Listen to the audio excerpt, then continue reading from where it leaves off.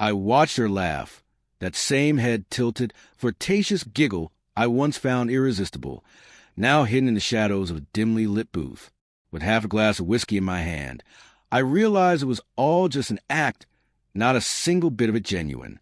She was performing like always, casting her attention on whoever held her interest this month.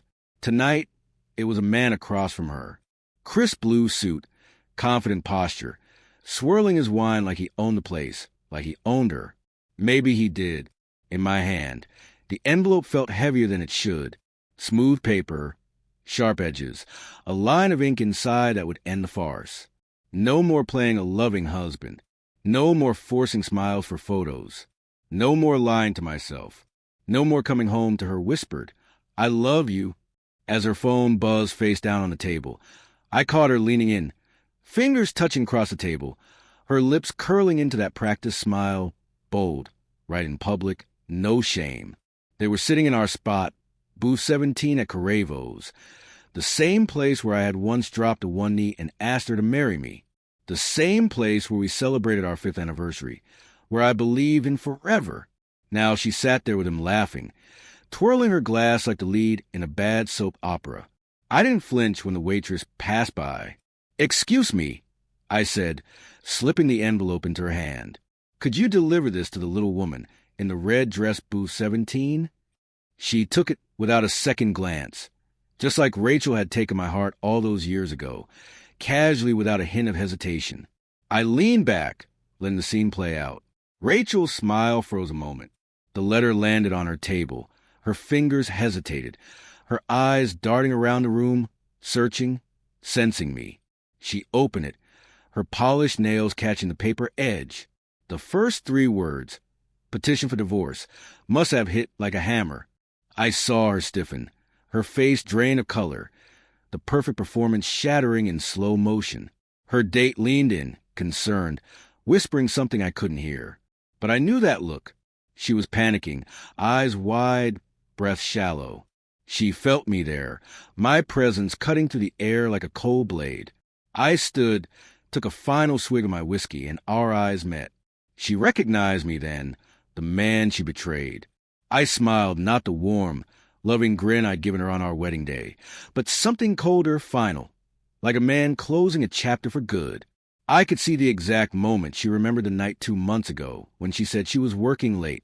Her phone, still connected to our cloud, had uploaded a photo by mistake. Her legs tangled with his in a dimly lit hotel room. Cheap wine on a nightstand, his hand around her neck. That was the night I stopped being her husband. Tonight, I became something else. Rachel shot up from her seat, her eyes frantic. "Jason," she hissed, her voice low but sharp, cutting through the ambient restaurant noise. The man beside her turned to face me, his expression smug like I was just some sad footnote in their twisted romance. I simply nodded at them both. "Enjoy your evening," I said, my voice calm, almost amused. "Drinks are on you. Consider it a celebration." I walked out, not bothering to look back. I wanted them to burn, to feel every bit of the trail they had crafted behind my back. Outside, the night air hit me cold, sharp, clean. I lit a cigarette, the first one in years, feeling the old habit crackle back to life. Funny how betrayal can resurrect the parts of you that you bury for love. My phone buzzed. A message from Rachel. "What the hell do you think you're doing?" I ignored it. Let her scream. Let her beg. The divorce was real. And for the first time in years, so was my peace. The buzzing continued through the night. Calls, texts, voicemails shifting from rage to pleading to dead silence. I didn't answer a single one. Not because I didn't want to, but because I knew if I heard her voice, even now, a part of me might still want to believe her. That part had to die tonight. I drove aimlessly, the city lights blurring through my windshield like a fading memory. I ended up at the beach we used to visit in the early days, her barefoot in the sand, pretending to be cold just so I'd pull her close. I used to think those moments were real. Now, I wondered how many of them were just another act. I got home around midnight. The house dark, empty, a reflection of what my marriage had become. At 12:41 a.m., the front door slammed. I stayed on the couch, there, calm, composed, unmoved. You're out of your F asterisk asterisk asterisk ing mind. She snapped, heels clicking on the tile. A public stunt. A divorce letter at dinner. Are you serious? I didn't even look at her. You and your boyfriend looked like you were having fun. Don't do this, Jason. I'm not doing anything, I replied, my voice flat. Just giving you what you clearly wanted. She tossed her purse to the floor, eyes blazing. You don't even know what's going on. Oh, I know enough. I've got the photos, the time stamps, the hotel receipts, the late nights that weren't at the office. You think I'm stupid? Her face twisted, jaw clenching. It was a mistake. How many times, Rachel? 10? 20? Every Thursday and some Fridays? That's a lot of mistakes. Silence. She sank into a chair, the fight draining from her face. But then her eyes turned cold, calculating. You were never enough, Jason. Always working, always tired. You stopped looking at me like I mattered. There was the twist, the gaslight, the classic narcissist play. I felt the last remnants of love shrivel in my chest. You should have just told me you wanted out. I would have respected the honesty. She smirked, lips curling into a cruel line. But you wouldn't have begged. That hit like a slap. I stepped back, realizing just how deeply I had misjudged the woman I married. You're sick, I muttered, turning to the stairs. Her laughter followed me, sharp and bitter. You'll regret this. Nobody will ever love you like I did. I paused on the steps, turned back. God, I hope not.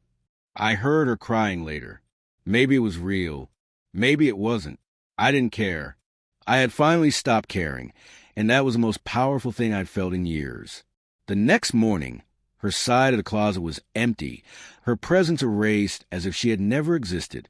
I made my coffee black, the way I used it before I started sweetening it for her. As I sipped, my phone buzzed, a message from her mom. I'm sure this is just a misunderstanding. Talk to Rachel. You two can fix this. I didn't reply. Let them live in their delusions. I was done pretending. I had been a supporting character in my own life for too long, cast aside in a script where her desires always took the lead. That morning, I finally decided to clear out the remnants of the lie we once called marriage. I gathered every trace of her, a collection of false memories disguised as love, perfume bottles, carefully staged wedding photos, sentimental notes she'd written more out of habit than feeling. I threw them all into a box, not to destroy, just to remove them from my world. Smashing or burning them would mean I still cared. I didn't. Around midday, my phone buzzed. An unknown number. The message read, You humiliated her. You didn't have to do that. No name, but I knew who it was, her lover. I stared at the words for a long minute, feeling the anger rise hot and bitter.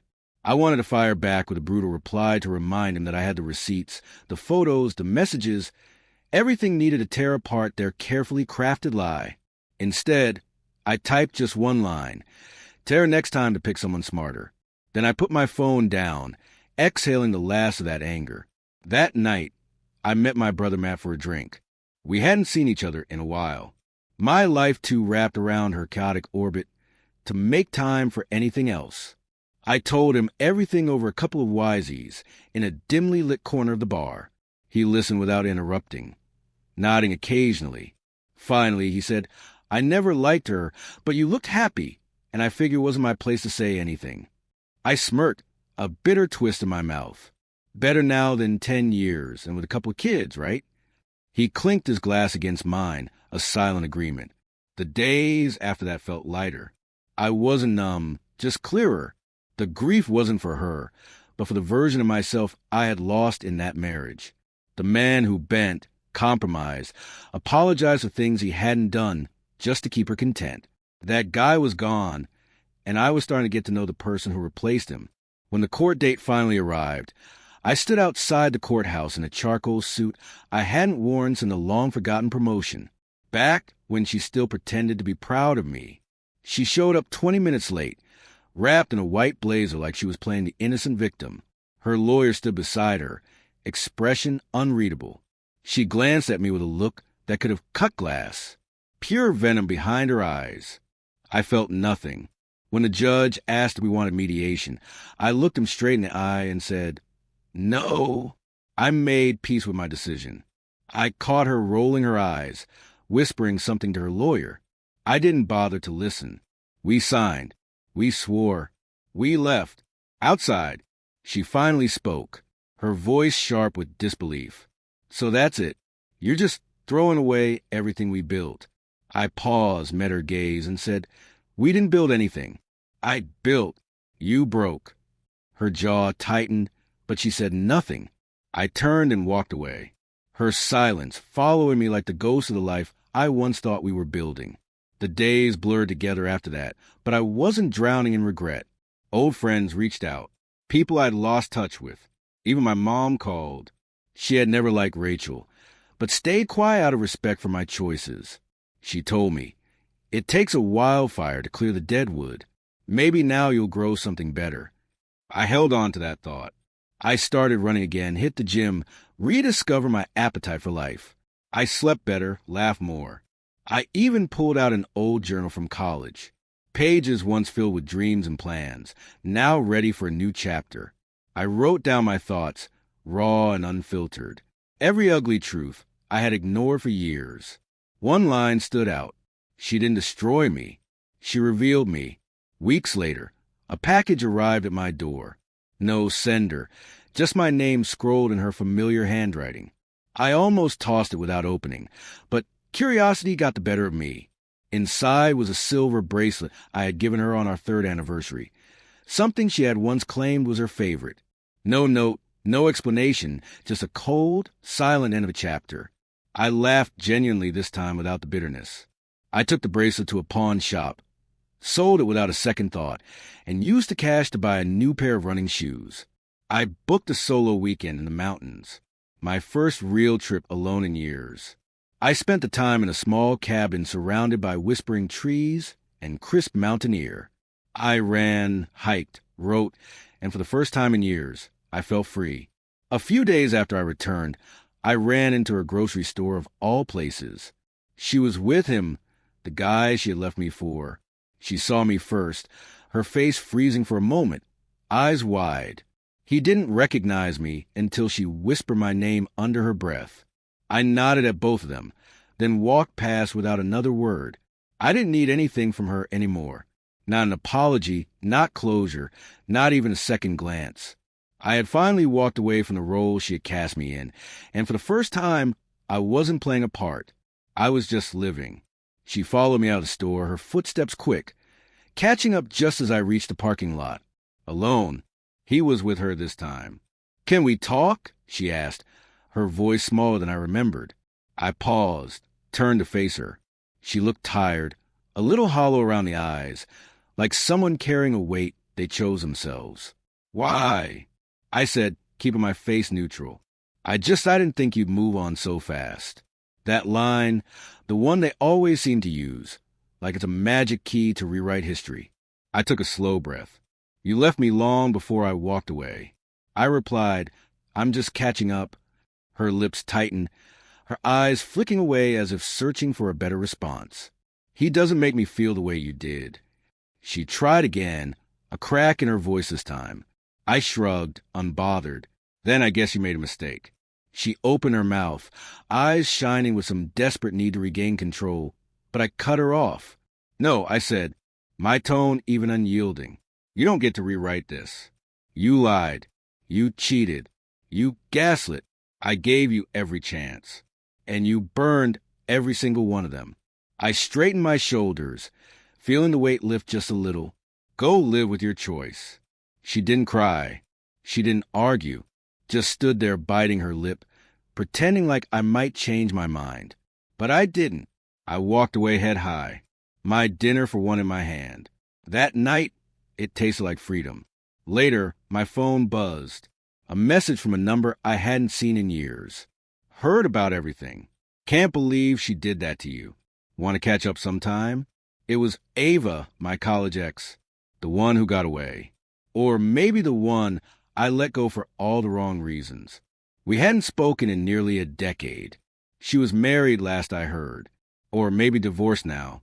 Who knows? I didn't reply. Not right away. Not because I wasn't interested, but because for the first time in a long time, I wasn't looking for someone to fill a hole. I was learning to stand alone. The days that followed felt strange, quiet, peaceful. My phone stopped buzzing with her drama. No more surprise calls. No sudden manipulative texts. Her absence felt less like a wound and more like healing. Then, unexpectedly, a certified letter arrived. Not from her, but from her lover, or rather her ex-lover now. Apparently, she had lied to him too. Painted herself as a trapped victim, emotionally abused, desperate to escape, but too afraid. He had found out the truth, uncovered the deceit in her old emails. She kept them on the side as a backup plan, a just in case, a safety net if I didn't break as easily as she'd hoped. His note was brief, apologetic, said he had no idea that if he'd known, he would never have touched her. I didn't respond. That mess was theirs now, not mine. A few days later, I ran into her sister, Emily, at a gas station. She approached me cautiously, eyes darting like someone testing the waters. "Jason, I know you probably don't want to hear anything from anyone in our family," she began. I said nothing, just waited. "But I want you to know I told her. I told her she was destroying the only good man she ever had. I told her the night you sent that letter to the restaurant. She had it coming. I met her eyes. Saw something I never saw in Rachel's. Remorse, sincerity, truth. She doesn't even cry about you," Emily continued, her voice tinged with bitterness. "She cries because she thought you begged her to come back. That was all I needed to hear." I nodded, simply said thanks, and drove off, feeling a shift deep in my bones. I hadn't just survived her. I'd outgrown her. A month later, I took a spontaneous trip to New Orleans. I needed noise, color, people who didn't know my name. I wandered through jazz bars, sat in smoky corners of back alley cafes, let the music drown out every echo of her voice in my head. One night, I found myself in a rooftop bar listening to a woman with wild curly hair and a chipped guitar. Her voice wasn't polished, but was real, raw, unapologetic. She sang with a soul deeper than any I'd known, and it hit me harder than any breakup ever had. Her name was Claire.